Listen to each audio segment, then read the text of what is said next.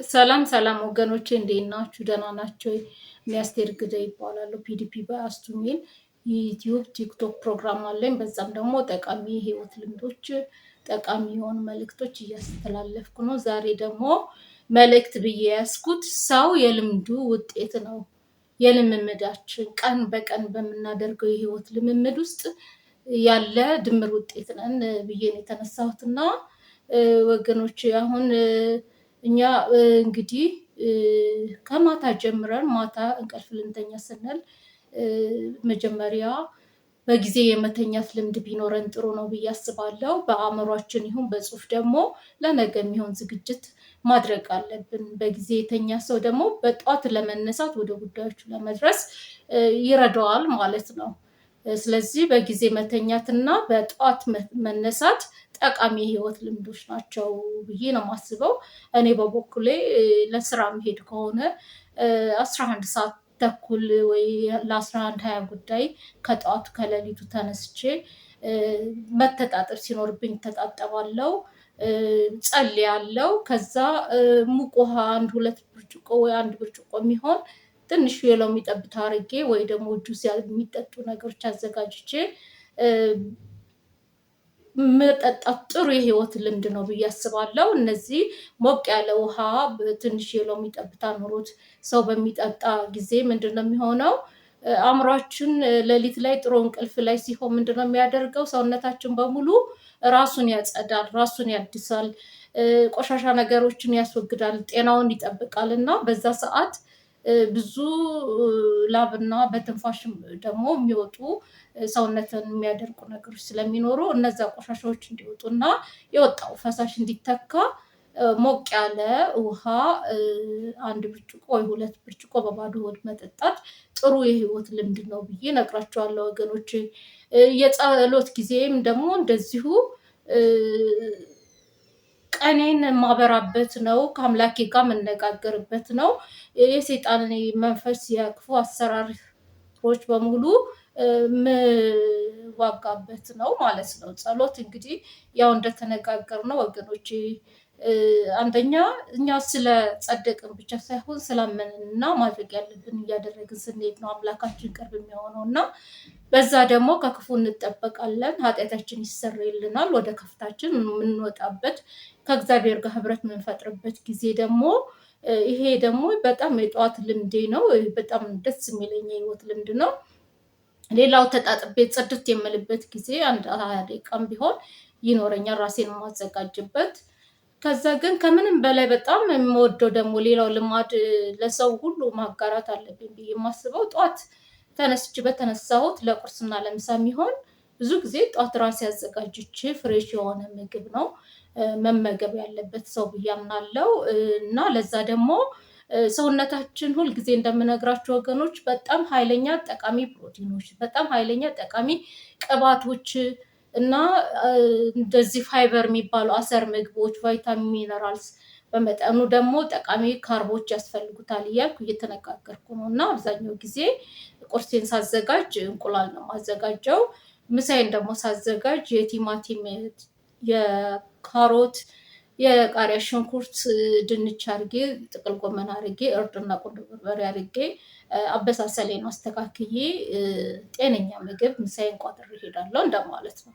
ይህ ምንድነው? ፍሬሽ ምግብ ስለመመገብ እና ጠቃሚ ኃይለኛ ፕሮቲኖች እና ኃይለኛ ቫይታሚኖች ሰውነትን የሚያጸዱ አሰር ያላቸው ሚነራልስ ያላቸው ምግብ መመገብ፣ በጠዋት ፍሬሽ ምግብ አዘጋጅቶ የሚሄድ በራሱ ጥሩ የህይወት ልምምድ ነው ብዬ አስባለሁ ወገኖቼ። ለዛም ደግሞ ሌላኛው ጠቃሚ ልምድ ሰው ራሱን አረጋግቶ ማሰብ አለበት። የተረጋጋ ራሱን ማግኘት አለበት። ለውሳኔዎች ሁሉ ለእርምጃዎች ሁሉ ቁልፍ የሆነው እንግዲህ እርጋታ ነው ወገኖቼ። ራሳችንን የምናረጋግበት፣ ራሳችንን የምናስተውልበት፣ ሁኔታዎችን የምናስተውልበት ሁኔታ ከጥድፊያ የሌለው ያልተጣደፈ ራሳችንን ወገኖቼ ሳንጣደፍ እርግት ብለን 5 ደቂቃ 10 ደቂቃ ራሳችንን የምናዳምጥበት፣ ወደ ከፍታችን አላማችን ላይ የምናተኩሩበት፣ ማድረግ ያለብን ለማድረግ ራሳችን የምናዘጋጅበት የጸጥታ ጊዜ ቢኖረን ጥሩ ነው። ከዛው በጣም እጅግ በጣም ጠቃሚ ልምዴ ብዬ የማስበው ደግሞ እንደዚህ በተነሳውበት ደግሞ በጠዋት ስራዬ ስደርስ 1 ሰዓት ሳይሆን ወይ 1 ሰዓት ከ5 ከ40 አካባቢ ስራ ይደርሳለሁ። ጥድፊያ አይኖረውም። በሰዓት በፊት እደርሳለሁ። የያዝኩትን ቁርሶች ለመመገብ አረፍ ለማለት እና ለስራዬ እንደገና በደስታ ለመቀላቀል የስራ መንፈስ ውስጥ እንደሆን ይሄ ይረዳኛል። ጠቃሚ ህይወት ልምድ ነው ማለት ነው ወገኖቼ። እና እንደዚህ እያልን ቀኑን ደግሞ እንግዲህ እንደሚታወቀው የሰው ልጅ ፈተና ብዙ ነው፣ የሚገጥሙት ነገሮች ብዙ ናቸው። እነዛን ሁሉ ለማሸነፍ የሚረዳን እንግዲህ ይሄ ሁሉ ዝግጅታችን ነው። ይሄ ሁሉ ራሳችን የተንከባከብንበት ጊዜ ነው ማለት ነው። እና ወገኖች ፍሩቶችም እወዳለሁ። አብዛኛው ፍሩቶች አዘወትራለሁ ከምግቦቼም ውስጥ። እንደገና ወተት፣ እርጎ ነገሮች ደግሞ እጅግ በጣም ጠቃሚ መሆናቸውን አውቄያለሁ። ሌላ ለውበት ወገኖች፣ ውበት ሲባል ከላይ መብለጭለጭ ብቻ አይደለም እና ከውስጥ ይሄ እንደነገርኳችሁ ውሃውም ያስፈልገናል። የአእምሮ ስክነትም ለውበታችን ያስፈልጋል።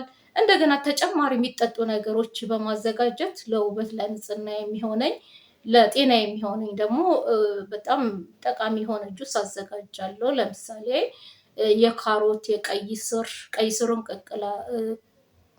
ቀይ ስሩና ካሮቱን በመጠኑ ከታትፌ ቀቅዬው እንደገና ደግሞ ፓፓያ ጨምሬ ሎሚ እስከነ ልጣጩ ጨምሬ በጁስ መልክ በምጠጣ ጊዜ ደግሞ ይሄ አንደኛ ሰውነቴን ያጸዳልኛል። ቀይ ስሩ እንደሚታወቀው በውስጡ የደም ስርን የማስፋት የማፍታታት ኃይል አለው። ናይትሪክ ኦክሳይድ የሚባል እንደገና አይረን ኦክሳሌት አለው። የደማችን መጠን የሚያስተካክል የማጽዳት ወይ ዲቶክስ የማድረግ አቅም አለው።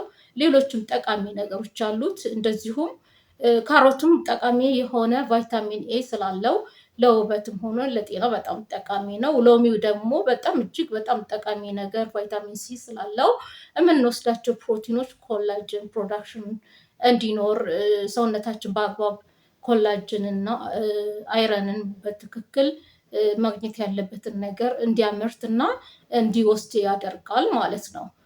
እንደገና የጤና አቅማችን የመከላከል ኢሚኒቲያችን የሚባለው ነገር የበሽታ መከላከል አቅማችንን ያሳድግልኛል ወገኖች። እንዲሁ ሌሎች የምወስዳቸው ጠቃሚ ምግቦች አሉ፣ ጠቃሚ መጠጦች አሉ። ተንቀሳቃሽ መሆን ሌላው ደግሞ እንቅስቃሴ ወገኖች፣ ንጹህ አየር እየወሰድኩ የምንቀሳቀሰው ነገር እጅግ በጣም ይጠቅመኛል። የፀሐይ ብርሃን ደግሞ ጠዋት ለ10 ደቂቃ ቢያንስ ለ10 ደቂቃ የሚሆን አይናችን ብርሃን እያየ በምን አገኝ ጊዜ እንዲሁ ለቫይታሚን ዲ መመረት እና ቀናችን ብርት ያለ ኤነርጂ ያለው ሰው እንድንሆን አቅም ያለን ሰው ማድረግ ያለብን የምናደርግ አይነት ሰው እንድንሆን ይረዳናል ወገኖች። ስለዚህ ሌሎችም አስፈላጊ እንቅስቃሴዎች አሉ ወገኖች። የማንበብ ልምድ እንደገና ሌላው በጣም ጠቃሚ ልምድ ብዬ የማስበው ልምድ ለሰው ሁሉ እንዲሆንለት እንግዲህ ሰርች አደርጋለሁ። ማለትም ካሉት ከኢንተርኔቶች ውስጥ ከዩቲዩብ ይሁን ከቲክቶክ ይሁን ካሉት አዋቂ የተባሉ የህይወት ጠቃሚ ልምዶች የሚያካፍሩ፣ የሚመክሩ፣ የሚመካከሩ ላይ ጊዜን በማተኮር እዛ ላይ እሳተፋለሁ እና በዚህም ደግሞ ሁሌ ራሴን እንዳድስ፣ ሁሌ ራሴ እንድማር፣ ሁሌ የዘውትር ተማሪ እንደሆንና ወደ ተሻለ ነገር እንድሸጋገር እየረዳኝ ነው። ሌላው እጅግ ጠቃሚ የህይወት ልምድ እና ሰዎች ሁሉ ሊያደርጉት የሚገባ ደግሞ ምንድነው? ሰዎችን መርዳት። ይሄም በቃ በእውነት ሰው መርዳት ሁልጊዜ መረሳት የሌለበት ነገር ነው። የሰው የቻለውን ይረዳል፣ ግን ሰው ለመርዳት ደግሞ የሆነ ያህል ቀናነት ሊኖረን ይገባል።